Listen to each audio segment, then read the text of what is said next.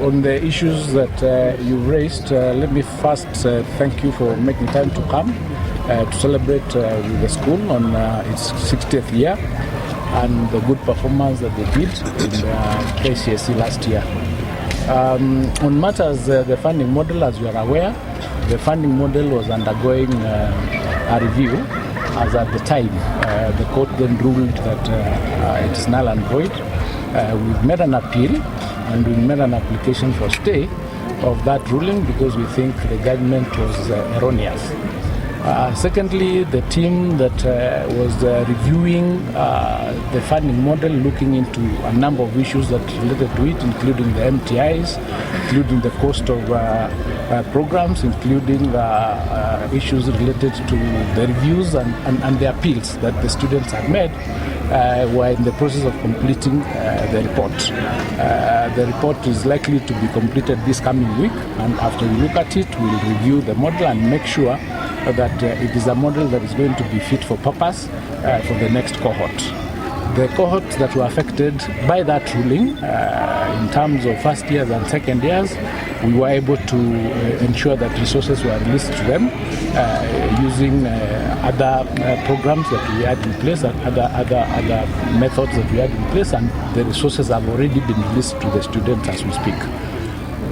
Now, in terms of the issues that you raised to capitation for schools is released on a 50-30-20 percentage. First term 50%, second term 30%, and third term 20%. Of the 50% that was supposed to be released this term, for secondary schools we released 25% of that portion. So there's another 14 or 15 billion that is pending, and that figure is going to be released next week to the teachers. So they do not need to worry because the government in the first term is normally a bit tricky because of the many commitments that the government has, and because of that we were able only to release it in bits. We first released 19 billion, then we released 14 billion, and another 14 billion is going to be released this coming week.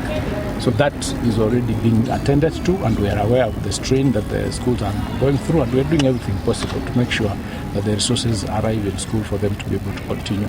The court order affected first and second year students, and I've told you we've already released those resources, so they are not affected at all. And we continue to release the other ones for year 3, 4, and 5, and 6 continuously through HELP and the university fund. So there's nothing to worry about. There was a bit of a delay because of that confusion, but once we cleared it, the resources were released. In fact, I think the last amount that was released was 3.2 billion. That was released about a week ago. And it's released in batches, so the students are getting. I'm in contact with a lot of those students, and I confirm that a number of them have received, depending on the banks that they belong to. Promotions are being undertaken for the Teacher Service Commission. As you are aware, applications are made, interviews are done. I think they've just completed the interviews, and they are now undertaking the exercise of analyzing to see who is going to be promoted, depending on how they performed in the interviews and depending on the available spaces. So that is a process that is an ongoing process that is done almost yearly for the promotion. So it's nothing to worry about or to create any sort of strain on the teachers, because promotions come depending on available spaces and depending on how you perform, then they'll be done. And it's being done by TSC, and as you are aware, TSC is an independent body. Thank you very much. God bless you. Okay.